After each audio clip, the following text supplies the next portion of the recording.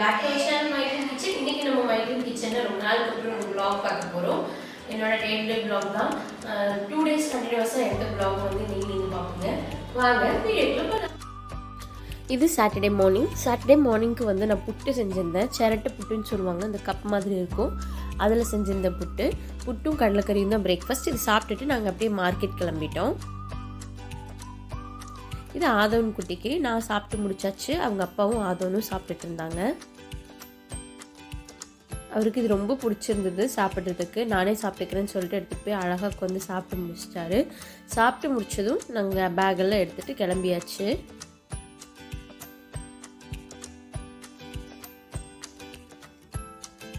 Market போயிட்டுருக்கோம். மார்க்கெட்டுக்கு வந்தாச்சு. நான் காய் வாங்குறதெல்லாம் வீடியோவை கவர் பண்ணல. எனக்கு ஒரு மாதிரியாக இருந்துச்சு கேமரா கொண்டு போய் அங்கே கேரி பண்ணி வீடியோலாம் எடுக்கிறதுக்கு. காயெல்லாம் வாங்கிட்டு அதன் குட்டிக்கு இளநீ வாங்கிட்டு இருந்தோம். அப்போ சரி சும்மா ஒரு கிளிப் எடுக்கலாம்னு சொல்லிட்டு எடுத்துகிட்டு இருந்தேன்.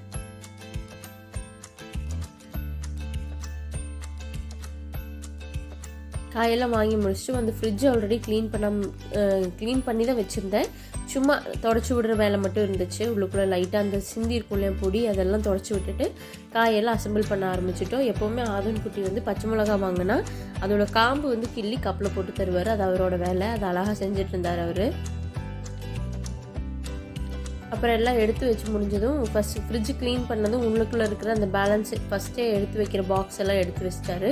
அவரை நானே எடுத்து வைக்கிறேன், இந்த பாக்ஸையும் நானே எடுத்து வைக்கிறேன்னு சொல்லிட்டு இருந்தான். வெயிட்டாக இருக்கிறதெல்லாம் நான் எடுத்து வச்சுட்டு கொஞ்சம் லைட் வெயிட்டாக இருக்கிறதெல்லாம் அவங்ககிட்ட கொடுத்துட்டு இருந்தேன்.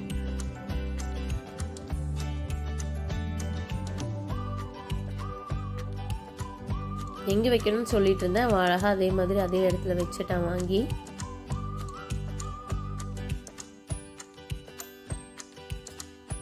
இதுக்கப்புறம் நான் வீடியோ கவர் பண்ணல. எனக்கு ரொம்ப டயர்டாக இருந்தது. அந்த அன்றைக்கி நிறைய வேலை இருந்துச்சு. அதனால் சண்டே மார்னிங்லேருந்து தான் நான் வீடியோ எடுத்திருக்கேன்.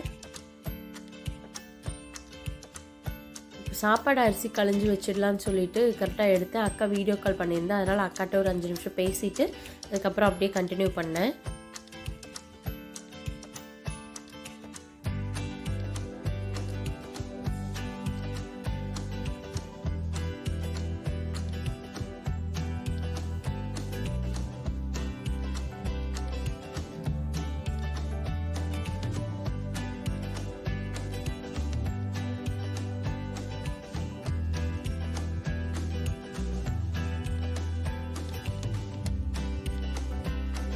எப்போவுமே சாப்பாடு இந்த கார்னரில் தான் வைப்பேன். ஏன்னா அந்த கார்னர் அடுப்புலேருந்து எட்டி வணக்கிட்டு இருக்கிறதுக்கு கொஞ்சம் டிஸ்டர்பாக இருக்கும். அதனால் அந்த கார்னரில் வச்சு விட்டால் அது பாட்டுக்கு ரெடி ஆகும். மதியானத்துக்கு வந்து மஷ்ரூம் கிரேவியும் ரசமும் வச்சுருந்தேன். ரொம்ப சிம்பிளாக தான் இன்றைக்கி எங்களோட லஞ்ச் போச்சு. முட்டை எடுத்துக்கிட்டேன். அது கூட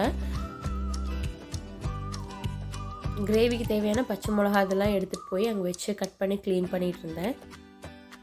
ரெசிபியாகவும் நான் கவர் பண்ணல. சும்மா அப்படியே கண்டினியூவாக போகிற மாதிரி ஒரு vlog தான் எடுத்திருந்தேன். சிக்கன் கிரேவி எப்படி வைப்போமோ அதே மாதிரி தான் வச்சுருந்தேன். மஷ்ரூம் கிரேவியும் ஆல்ரெடி நிறைய கிரேவி வீடியோ இருக்கும், அதே மாதிரி தான் வச்சேன். அதனால் நான் பெருசாக ரெசிபியாக கவர் பண்ணல.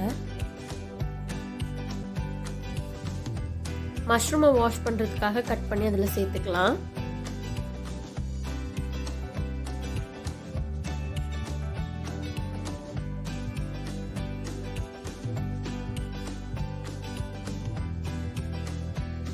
நிறைய பேர் நம்ம சேனலில் பார்க்குறீங்க, ஆனால் யாரும் சப்ஸ்கிரைப் பண்ணுறதில்ல. மறக்காமல் சப்ஸ்கிரைப் பண்ணிட்டு அப்படியே கண்டினியூ பண்ணுங்க வீடியோவை.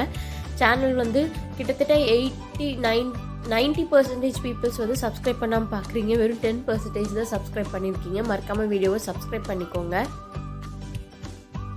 மஷ்ரூமை கட் பண்ணி வாஷ் பண்ணிவிட்டு மஷ்ரூம் பேக்கெட்டை கட் பண்ணி கொட்டி வாஷ் பண்ணிவிட்டு கட் பண்ண ஆரம்பிச்சிட்டேன். ஆனியன்லாம் உரிச்சு வச்சாச்சு. இந்த மஷ்ரூமில் அவ்வளோவா மண் இருக்காது. அதனால் நல்ல ஒரு டைம் அலசி எடுத்தாலே போதும். அலசி நல்லா புளிஞ்சு எடுத்துக்கிட்டோம் அப்படின்னா அதில் இருக்கிற எக்ஸஸ் தண்ணி வந்து போயிடும். ஏன்னா மஷ்ரூமே நிறைய தண்ணி விடும். அதனால் நல்லா புளிஞ்சு எடுத்துக்கிறேன்.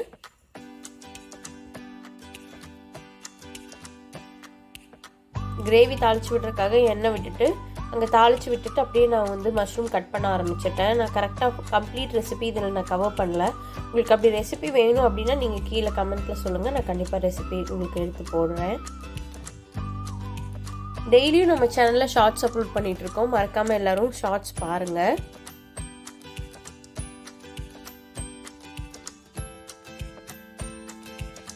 எனக்கு இந்த மஷ்ரூம் கட் பண்ணுறதுக்கு ரொம்ப பிடிக்கும். இந்த மஷ்ரூம் பட்டன் மஷ்ரூம் எல்லாம் கட் பண்ணுறதுக்கு ரொம்ப பிடிக்கும். அதனால் அப்படி பொறுமையாக ஜாலியாக என்ஜாய் பண்ணி கட் பண்ணிகிட்டு இருந்தேன். இது கட் பண்ணுறதுக்கு நல்லாயிருக்கும் புசுக்கு புசுக்குன்னு இருக்கிறதுனால.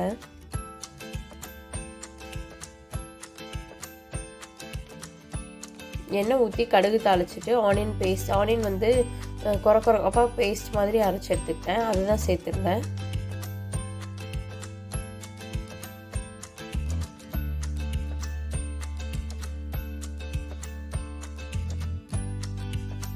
ஆனியன் பேஸ்ட் நல்லா வணங்குறது கொஞ்சம் ஜிஞ்சர் கார்லிக் பேஸ்ட், அப்புறம் தக்காளி, அப்புறம் கரம் மசாலா, சிக்கன் பவுடர் எல்லாம் சேர்த்துட்டு நம்ம காளானையும் சேர்த்து மேலே கொஞ்சம் மஞ்சத்தூள் மிளகாத்தூள் எல்லாம் போட்டுட்டு அப்படியே க்ளோஸ் பண்ணி வச்சுட்டு தேங்காய் ஜீரகம் சோம்பு அரைச்சி ஊற்றி நான் கொதிக்க வச்சுருந்தேன். அவ்வளோதான். ரொம்ப சிம்பிளாகவும் இருக்கும், ரொம்ப டேஸ்ட்டாக இருக்கும். இப்போ ரசத்துக்கு தேவையானதெல்லாம் எடுத்து போட்டு நுணுக்கிட்டு இருக்கேன். ஜீரகம், குருமிளகு, மல்லி, கொஞ்சமாக வெந்தயம் எல்லாம் சேர்த்து நல்லா இடிச்சிட்டு கூட கொஞ்சம் கருவேப்பிலையும் வரமிளகாயும் வச்சு இடிப்பேன். இடித்து நம்ம ரசம் தாளிச்சிட்டு அதுக்கப்புறமா வந்து எடுத்து கப்பில் ஊற்றி வச்சுட்டேன். எப்போவுமே ரசத்துக்கு மசாலா அந்த இடிக்கிற ரசப்பொடி வந்து அப்பப்போ செஞ்சு போட்டோம் அப்படின்னா செம்ம டேஸ்ட்டாக இருக்கும்.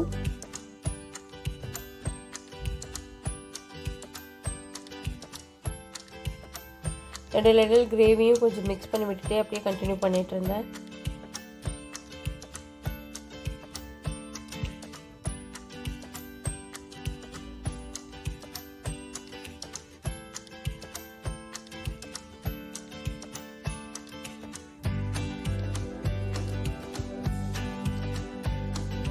ரசத்துக்கு வேக வச்சிருந்தேன் தக்காளி, அதை வந்து கரைச்சிட்டு இருக்கேன்.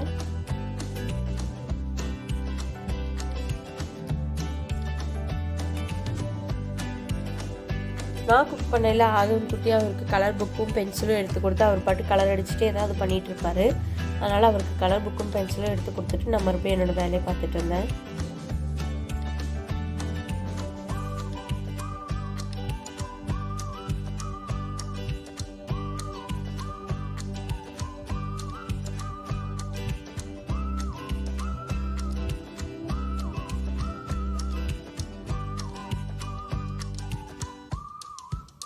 அவ்வளோதான், ரசத்துக்கு அரைச்சாச்சு. ரசம் தாளிக்கிறதுக்காக பேன் எடுத்துக்கிட்டேன்.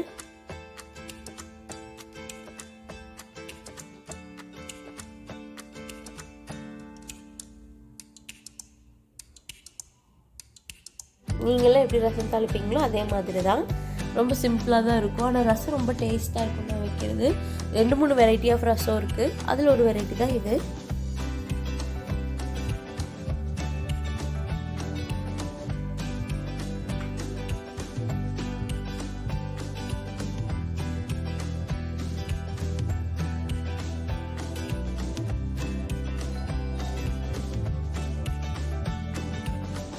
ரசத்துக்கு தாளித்து விட்டுட்டு நம்ம கரைச்சி வச்சிருந்த மிக்ஸியும் ஊற்றி நம்ம ரசப்பொடியும் போட்டுட்டோம்.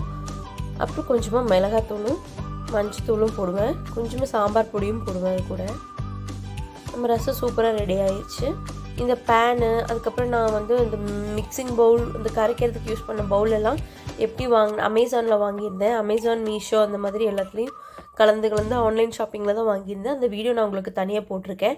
சப்போஸ் உங்களுக்கு அந்த பாத்திரம்லாம் வேணும் அப்படின்னா நீங்கள் தாராளமாக வாங்கிக்கலாம், வேணும்னா மட்டும் வாங்கிக்கலாம். லிங்க்ஸ் வந்து நீங்கள் கேட்டிங்க அப்படின்னா நான் கமெண்ட்டில் ஷேர் பண்ணுறேன். எல்லாம் எடுத்த இடத்துல வச்சுட்டு நம்ம கிரேவியெல்லாம் ரெடி ஆயிடுச்சு. வழக்கம் போல் கையோட அடுப்பையும் தொடச்சி நம்ம குக் பண்ணுறதுக்கு யூஸ் பண்ணுற சர்ஃபேஸ் எல்லாம் அப்படி நீட்டாக தொடச்சி விட்டுட்டோம் அப்படின்னா வேலையும் முடிஞ்சிச்சு. பாத்திரமும் கழுவியாச்சு. பாத்திரம் கழுவுறதுக்கு போட்டு வச்சுருக்கேன், இப்போ கழுவ போகிறேன். ஒரு 2-3 மினிட்ஸ் வேலை தான் இந்த அடுப்பு துடைக்கிறது, அப்புறம் இந்த ஷெல்ஃப் துடைக்கிறது. மொத்தமாக ஒரு 5-10 நிமிஷத்துக்குள்ளே டெய்லியும் இப்படி ரெகுலராக நம்ம க்ளீன் பண்ண ஆரம்பித்தோம் அப்படின்னா நிறைய அழுக்கு சேராது, டக்குன்னு வேலையும் முடிஞ்சிடும். க்ளீன் பண்ணுறதும் பார்க்குறதுக்கும் நீட்டாக இருக்கும் எப்பவும் போல்.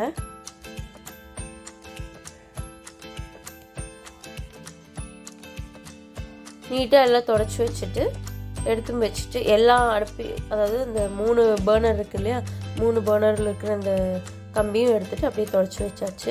இது நான் காலையில் கழுவி வச்சுருந்த பாத்திரம், அதையும் அதாவது பிளேஸில் ரீப்ளேஸ் பண்ணிவிட்டு அடுத்த பாத்திரத்தையும் கழுவி வச்சுட்டு நம்ம சூப்பராக லஞ்ச் சாப்பிட்லாம்.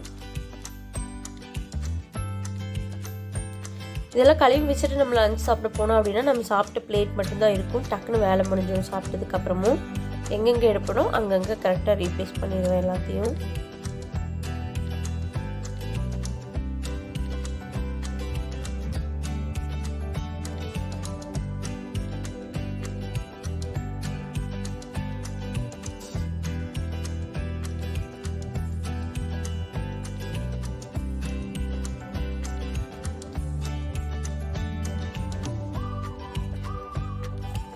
அந்த அடுப்போட கார்னரில் துடைக்காமல் இருந்தேன், அதையும் துடைச்சி விட்டுட்டேன். கடுகுலாம் தெரிக்கும் அந்த சைடில், அதனால் அங்கே சிந்தியிருக்க கடுகுலாம் துடைச்சி எடுத்துகிட்டு ஸ்லாபையும் க்ளீன் பண்ண போகிறேன்.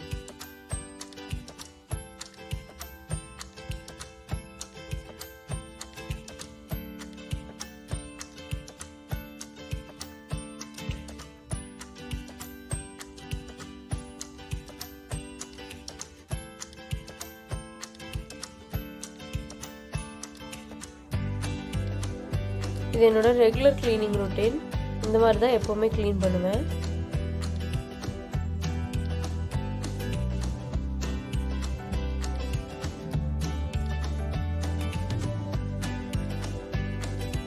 க்ளீன் பண்ணிட்டு லைட்டாக விம் ஜெல் போட்டு அந்த மைக்ரோ ஃபைபர் கிளாத்தை வந்து க்ளீன் பண்ணி எடுத்து வச்சுருவேன். இன்னும் பாத்திரம் கழுவ போகிறேன். ஆதன்குட்டி என்னமோ கேட்டுட்டு இருந்தா, அவங்ககிட்ட பேசிகிட்டு இருந்தேன். அப்படி பேசிகிட்டே பாத்திரத்தெல்லாம் டக்குன்னு கழுவி வச்சுருவேன்.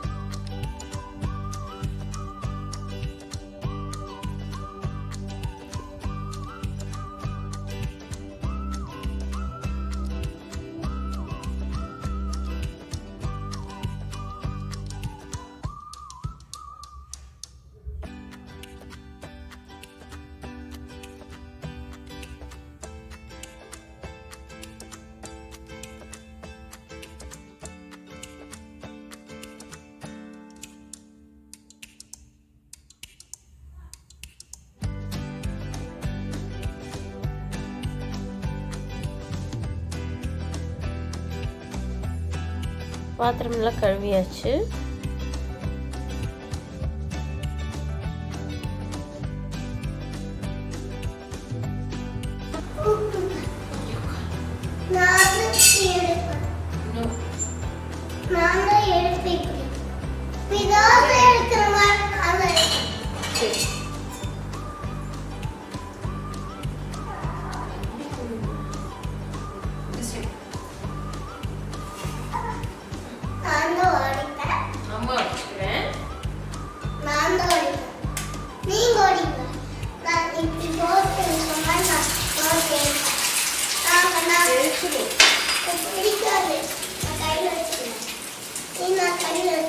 அம்மா சொல்லும் போது வேணும் சரியா?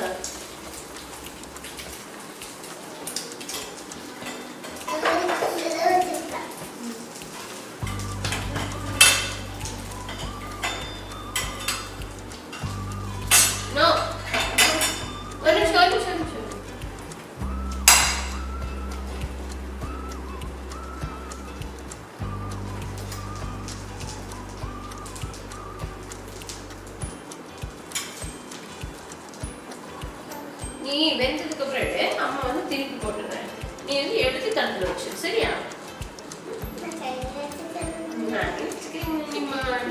இது திருப்பி போட்டதுக்கு அப்புறம் உங்களுக்கு கொடுக்குறேன் சரியா?